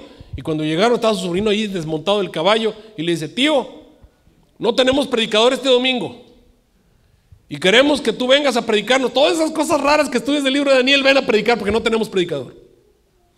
Hemos decidido que nos vas a predicar esas cosas. Y cuando escuchó eso, Guillermo Miller se fue y gritó, no, ya no se pudo hacer para atrás. Así que ese domingo Guillermo Miller se sentó allí delante de unas 16 personas y comenzó a leer el libro de Daniel. Y la gente veía el libro de Daniel y luego miraban a Guillermo Miller, miraban el libro de Daniel y miraban a Guillermo Miller, miraban el libro de Daniel y miraban a Guillermo Miller. ¿Sabes por qué? Le estaban entendiendo. Es que eran muy inteligentes, o es que Guillermo Miller era muy bueno para predicar. No, el libro ya no estaba cerrado. ¿Cómo estaba el librito ahora? Estaba abierto, era un libro abierto ya. Era la época del cumplimiento. Dios había dejado ese libro cerrado y sellado hasta el tiempo del cumplimiento. Y él lo empezó a entender. Y ahora que lo estaban entendiendo, le dijeron, no, ahora no te quedas, ahora te quedas, nos das una semana de oración. Así que Guillermo Miller comenzó a predicar, y a partir de ahí, hermano, ya no hubo domingo en el que Guillermo Miller no predicara. Empezó a predicar. Después vino Josué B. Himes y lo empezó a llevar a las grandes ciudades, a Boston y a las diferentes ciudades grandes de Estados Unidos, y viene una explosión, ¡boom! Comenzaron a surgir cientos de predicadores milleritas, como les llamaban, y empezaron a predicar en todas las iglesias. Quiero que entiendas que esto no era una denominación cristiana. Esto empezó a ocurrir en el seno de todas las iglesias cristianas de Estados Unidos: bautistas, metodistas, anglicanos, presbiterianos, episcopales, luteranos. Todas las iglesias cristianas que venían de Reforma, que estaban en Estados Unidos, comenzaron a tener mileritas. Los mileritas no eran una iglesia, eran personas que por la predicación de Guillermo Miller habían llegado a entender Daniel y tenían la esperanza de que Jesús estuviera a punto de venir. Y ellos formaban parte de todas las iglesias cristianas de Estados Unidos, de todas. Y surge lo que conocemos en la historia como el gran despertar religioso del siglo XIX. Entre 1828 y 1844, miles de personas de este país comenzaron a bautizarse en todas las iglesias cristianas. En las denominaciones cristianas de este país había mileritas, mileritas bautistas, mileritas anglicanos, mileritas presbiterianos, mileritas episcopales, mileritas metodistas. Entre ellos estaba Elena G. de White, que era una milerita metodista. Mileritas unitarios, como Jaime White. Dentro de los mileritas bautistas estaba el mismo Guillermo Miller y también José Bates y otros. Todo este grupo de personas habían llegado a entender el libro de Daniel y hubo un boom. La gente estaba esperando que Jesús regresara. Y quiero que entiendas, querido hermano, que esto es simple y sencillamente maravilloso, porque a lo mejor tú no te estás dando cuenta de lo que estamos aquí haciendo, pero ya hemos hecho una investigación por parte de la iglesia. Fíjate bien, entre 1800 y 1844, entre 1800 y 1844, hemos encontrado 49 diferentes interpretaciones que alguien escribió acerca del libro de Daniel. Algunos los publicaron en pequeños periódicos, otros hicieron pequeños panfletos y los distribuyeron, otros mandaron cartas. Se han encontrado 49 interpretaciones del libro de Daniel entre 1800 y 1844. Estas 49 interpretaciones publicadas entre 1800 y 1844 son de personas que no tuvieron contacto uno con el otro, no conocieron a Guillermo Miller, no se hablaron uno con el otro. Estudiantes particulares, no había internet, hermanos, no había un correo, no había un medio de comunicación masivo, no había teléfono. Estas personas en sus casas leyeron y llegaron a investigar el libro de Daniel. ¿Y sabes qué? Entendieron igualito el libro de Daniel, todos. Todos decían, el león es Babilonia, el oso es Medo-Persia, el tigre o el leopardo es Grecia, y esta bestia espantosa es Roma, y el cuerno pequeño es Roma-Bapal. Y cuando llegaron a Daniel 8 dijeron, Jesús viene, y todos pusieron la venida de Jesús cerca de mediados del siglo XIX. Todos llegaron a las mismas conclusiones que los mileritas, sin estar relacionados, sin verse, sin oírse, sin platicar, simple y sencillamente leyendo el libro de Daniel, llegaron a las mismas conclusiones. Había diferencias de acuerdo a la historia. Algunos te ubicaban en el comienzo de los 1260 días, antes de 1538, otros te los ponían cerca de 1798, 1790, había variaciones de los 1260 años, pero todos entendían igual. El libro de Daniel. ¿Qué demuestra esto? ¿Qué demuestra esto? Que el libro ya no estaba cerrado. ¿Cómo estaba el libro? Abierto.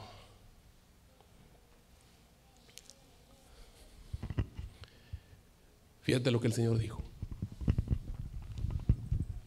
Vamos a Daniel capítulo 12.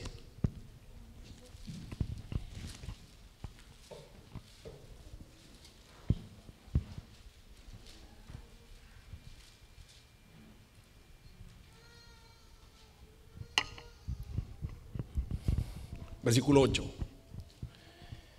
Daniel 12:8. Y yo, dice, oí, pero no entendí. Daniel forma parte de los que durante 2500 años no entendieron el libro. Yo lo oí, pero no lo entendí. Él no era una persona para la cual fue escrito este libro. Este es un libro, una cápsula en el tiempo. Dios no se la dio a Daniel, se la dio a los que iban a vivir en el tiempo del fin, cuando la ciencia se iba a aumentar. Y yo oí, pero no entendí. Y dije, Señor mío, ¿cuándo será el cumplimiento de estas cosas? Y mira lo que Dios le respondió y le dijo, mira Daniel, estas palabras van a estar cerradas y selladas hasta los 1260 días. Tiempos de medio de un tiempo. Versículo 10. Muchos serán limpios. Velo con tus propios ojos, porque esto es maravilloso, hermanos. Esto es glorioso. Este versículo 10 es increíble. Muchos serán limpios y emblanquecidos y purificados. Los impíos obrarán impíamente. Y mira lo que dice ahí, mira lo que dice ahí. Y ninguno de los impíos entenderá. Pero van a entender quiénes. Van a entender los entendidos.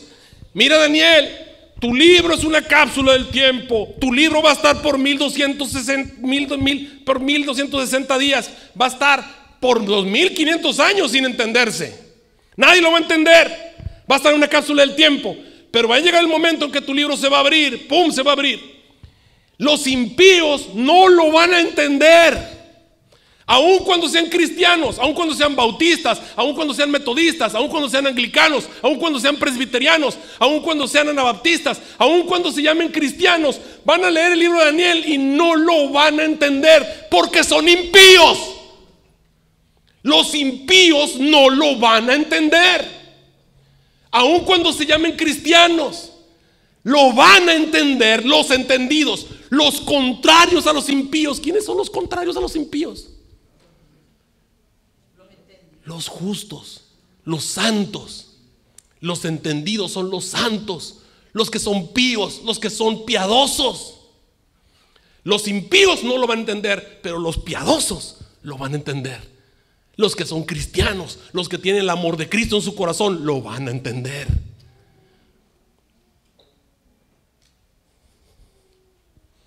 ¿Quiénes lo entendieron? Los mileritas.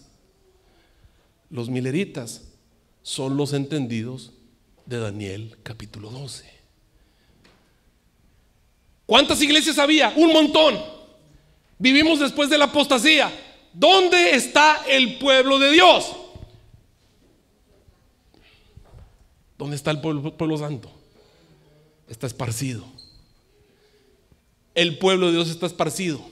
Hay pueblo de Dios entre los bautistas, hay pueblo de Dios entre los metodistas, anglicanos, presbiterianos, todas las iglesias que venían de Reforma, que eran un montón.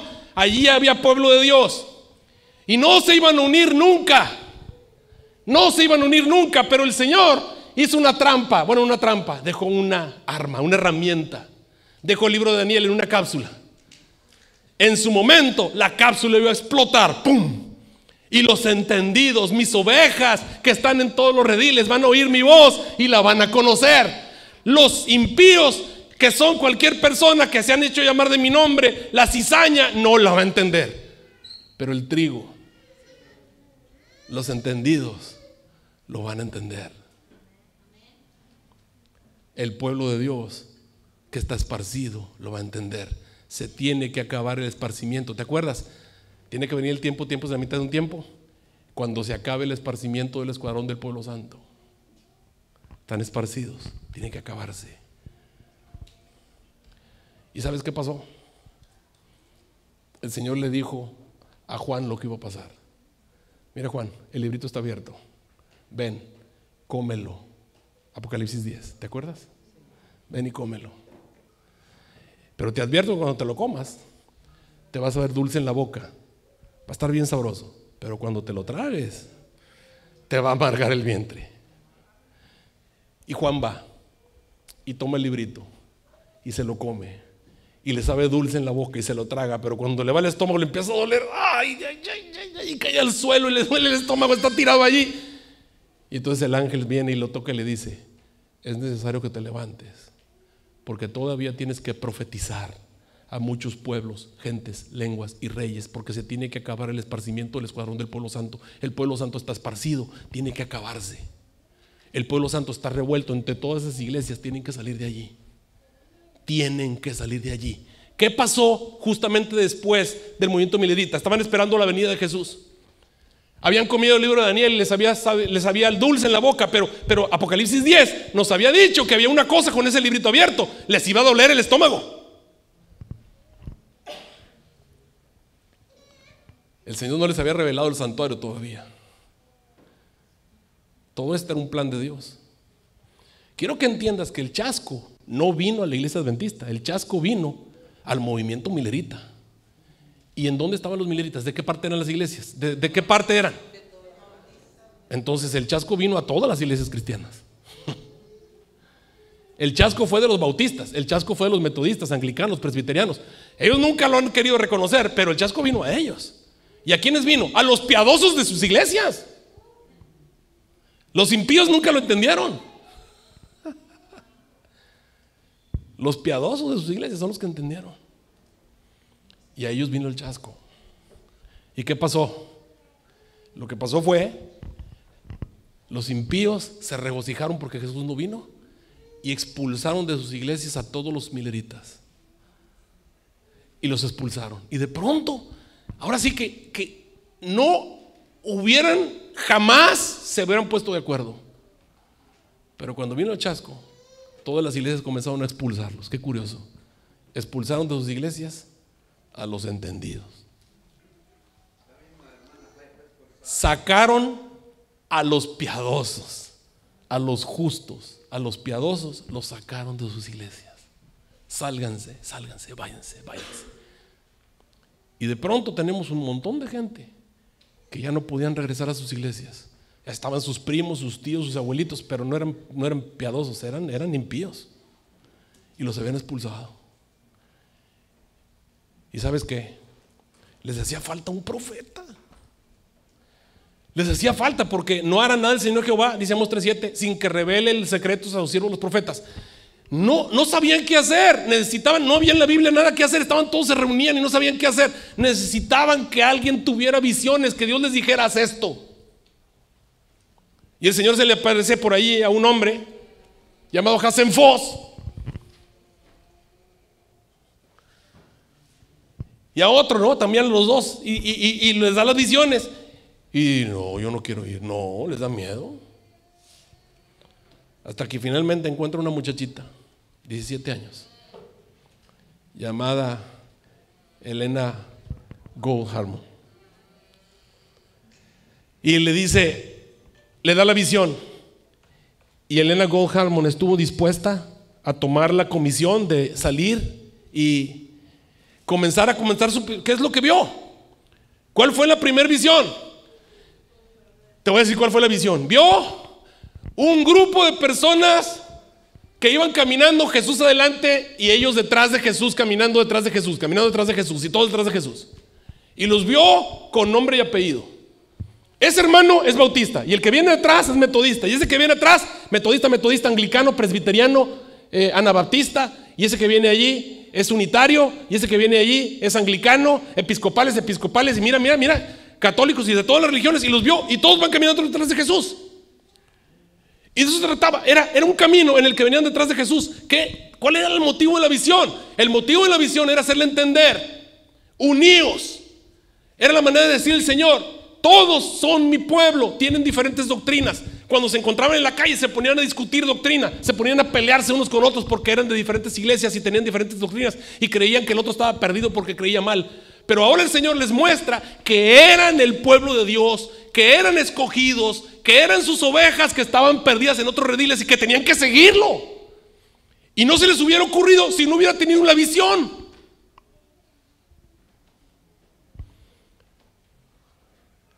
Y entonces dice: vamos a unirnos.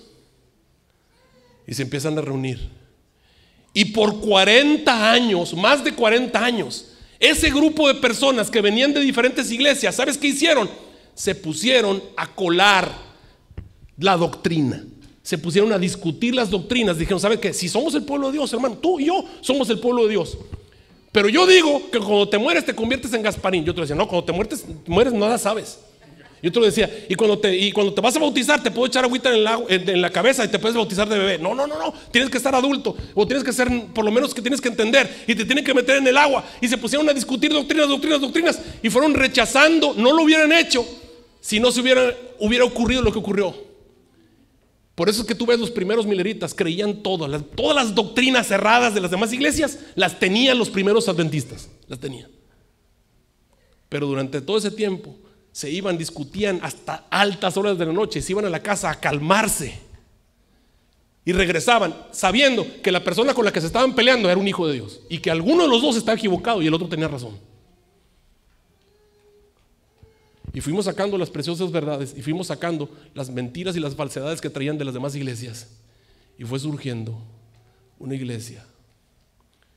Y cuando tuvieron que ponerse nombre, los entendidos de Daniel se pusieron Adventistas del Séptimo Día. Los Adventistas del Séptimo Día son los entendidos de Daniel. ¿Y sabes qué le dijo el Señor? ¿Cuál era el futuro de esos que entendieron Daniel? Vete a Daniel 12, velo con tus propios ojos. Daniel 12, versículo 3. Daniel 12, 3. Y los entendidos, Daniel 12, 3. Los que entiendan Daniel, ese grupo de personas que van a entender Daniel, que los van a expulsar de sus iglesias, que los van a acusar de muchas cosas, ellos, su final es resplandecer con el resplandor del firmamento, y los que enseñan la justicia a la multitud como las estrellas a perpetua eternidad. Ese grupo de personas que tú estás viendo allí es el pueblo de Dios. No son impíos, son los justos. Ellos van a entender Daniel. Ese grupo de personas están destinadas a resplandecer como las estrellas a perpetua eternidad. Es decir, están destinados a participar de la glorificación y vivir por los siglos de los siglos. Durante mucho tiempo no se sabía cuál era el pueblo de Dios.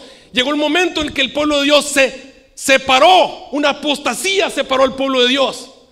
Pero Dios dejó una bomba en el tiempo llamada Daniel para que a su debido momento el pueblo de Dios oyera su voz y la conociera. La profecía fue diseñada para que el pueblo de Dios oiga mi voz y la conozca y salgan de allí.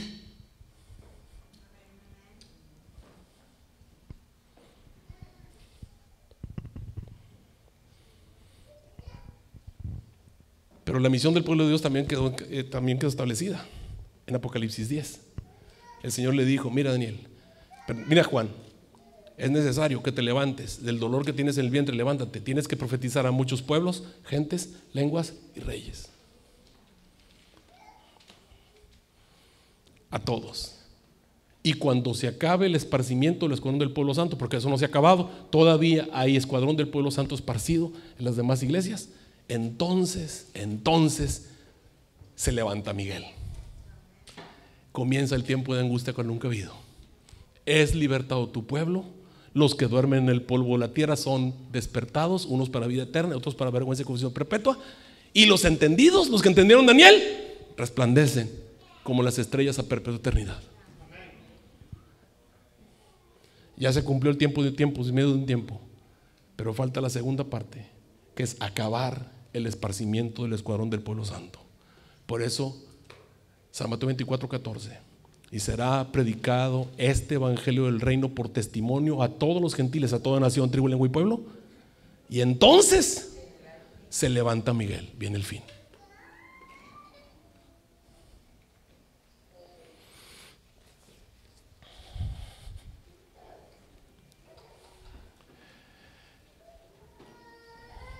Y qué curioso, esta iglesia guarda los mandamientos de Dios, ¿verdad que sí? Y esta iglesia guarda el sábado, ¿verdad que sí? Y si te pones a ver las doctrinas de esta iglesia, te vas a encontrar algo maravilloso. ¿Sabes tú cuál es una de las características de los 144,000? Una característica específica de los 144,000 es, fíjate, que en sus bocas no hay engaño. Tú ves a un bautista y te habla acerca de la justificación por la fe, te enseña que el bautizarte es por inmersión, correcto, pero de pronto te dice que cuando te mueres te conviertes en Gasparín o te vas al cielo. En su boca hay ¿qué? Hay engaño. Te encuentras, por ejemplo, por ahí un metodista que te habla de la obra misionera y te habla de los laicos y te habla de los 3 muebles del santuario y las cosas que tienes que hacer para permanecer en Cristo, perfecto. Te habla de la salvación sistemática, pero de pronto te dice que lleva a tu niño para que te lo bautice el pastor, que te eche agüita en la cabeza. En su boca hay engaño. Y ahí te vas con todos y todos te vas a encontrar engaño en su boca, engaño en su boca. Dios necesitaba un pueblo que hiciera un cernidor, un pueblo que sacara todas las mentiras y se quedara con las verdades preciosas, porque los 144,000 no enseñan engaño. Búscame un pueblo que haya hecho eso. Búscame un pueblo que haya nacido leyendo el libro de Daniel, y búscame un pueblo que lea, que guarde los 10 mandamientos y que guarde el sábado. Y solamente hay uno, se llama Iglesia Adventista del Séptimo Día. Queridos hermanos, este es el pueblo de Dios.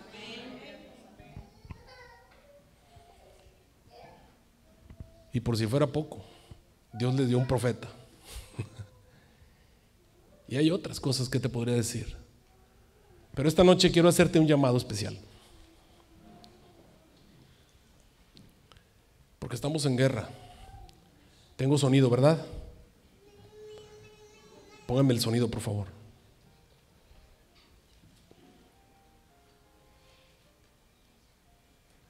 ¿Me ponen el sonido? A ver.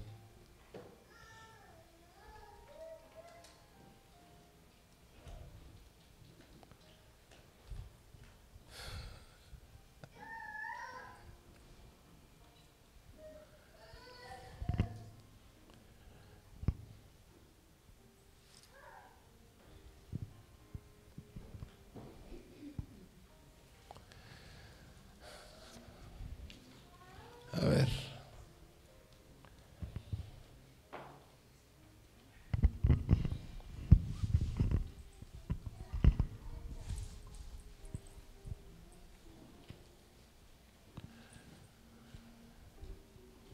¿No me los conectaron, hermana, de casualidad? No.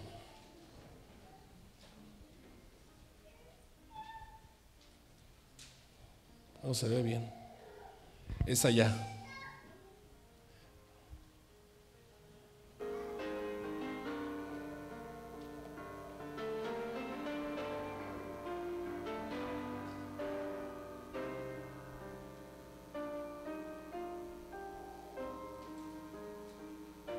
¿Le pueden subir?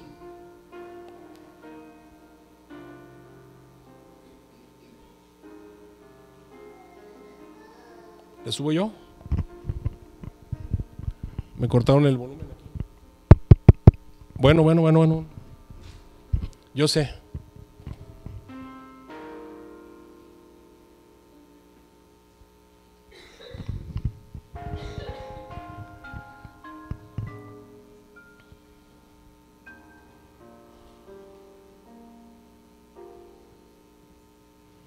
Pero a ese volumen no voy a poder cantar.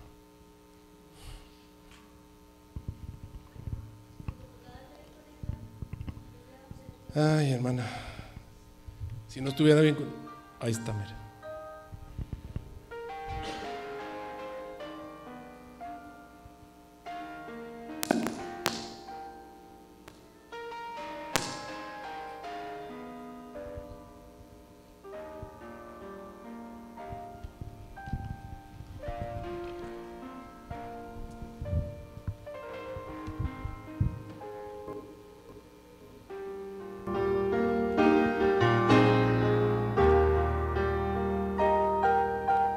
¿Está bien? Ok.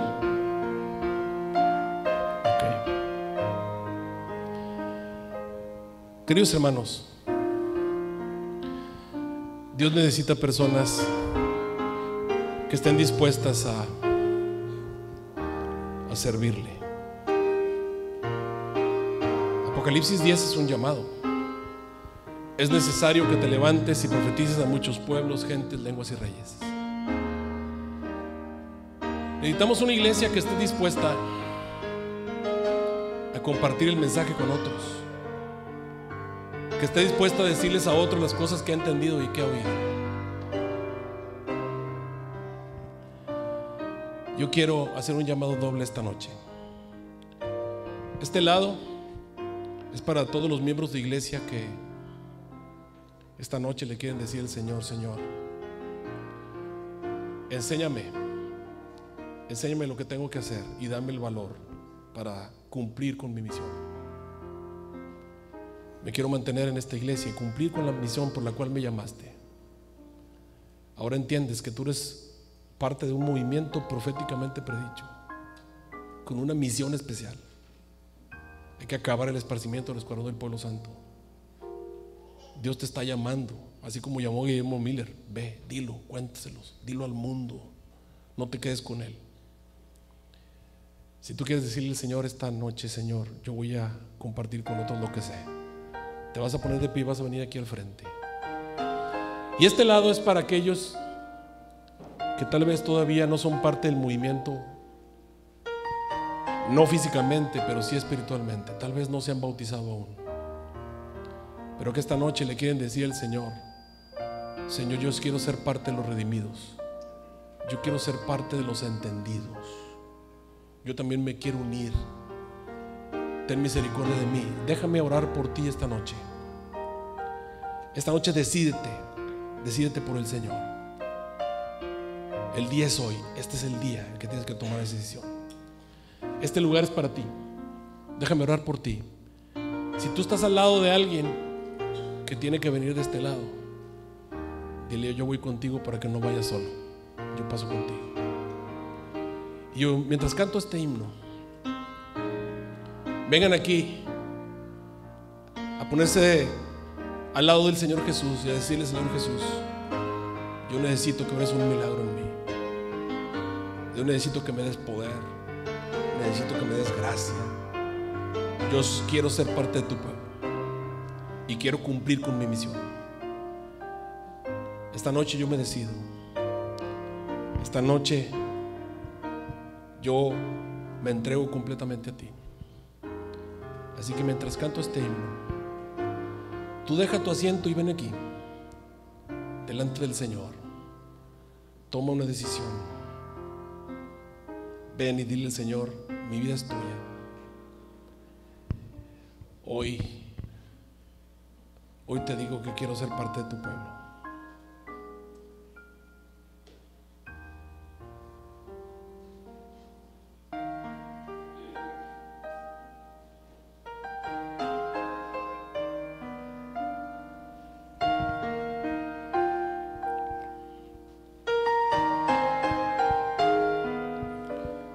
Decídete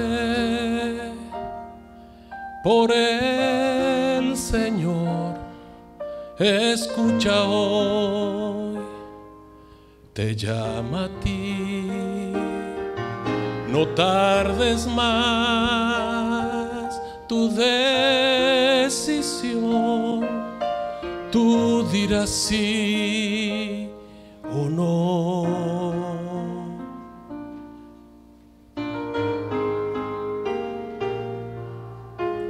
Decídete, el día es hoy. Decídete, el día es hoy. Te quiere liberar de las cadenas de maldad y cambiará tus cargas por un cántico de paz. Venid a mí, te dice, más tuya es la decisión. Decídete, el día es hoy. Decídete, el día es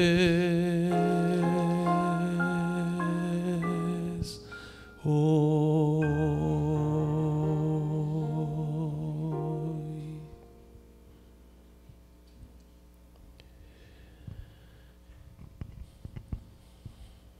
Esta noche, Señor, estamos aquí delante de tu presencia. Hemos tomado una decisión. Necesitamos que obres un milagro en nosotros. Es el tiempo de decidir.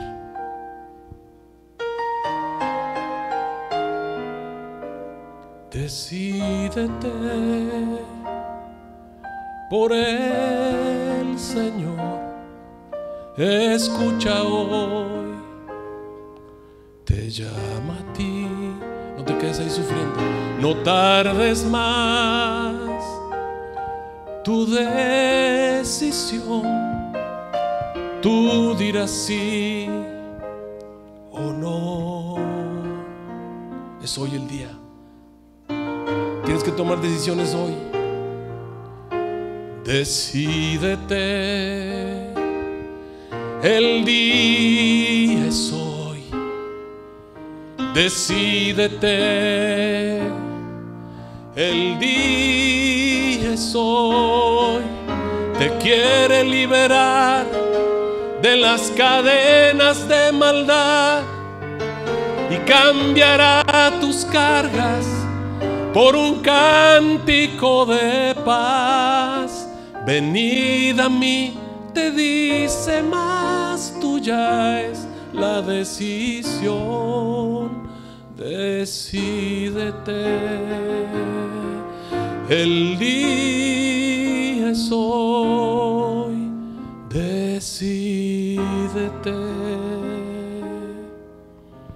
el día es hoy.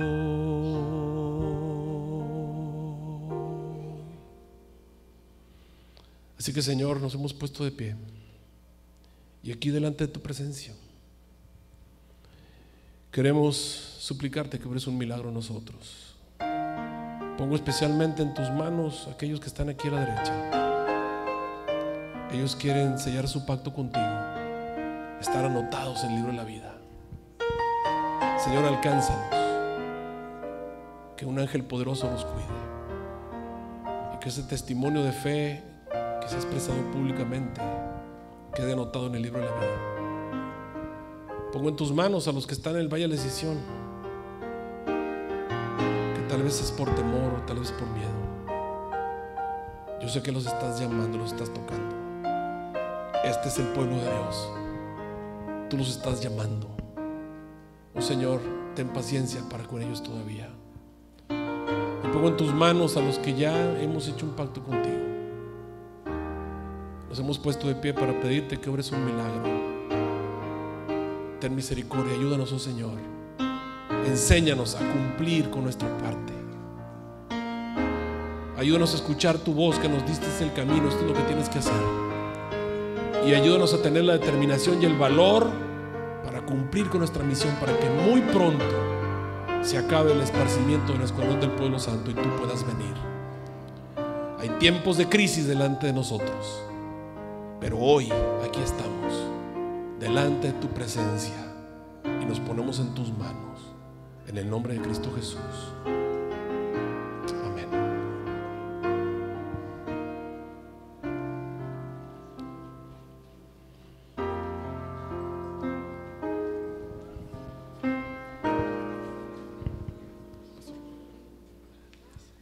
Nuestros queridos televidentes, nuestro amado Radio Escucha, esperemos que este mensaje ha sido de bendición para su vida.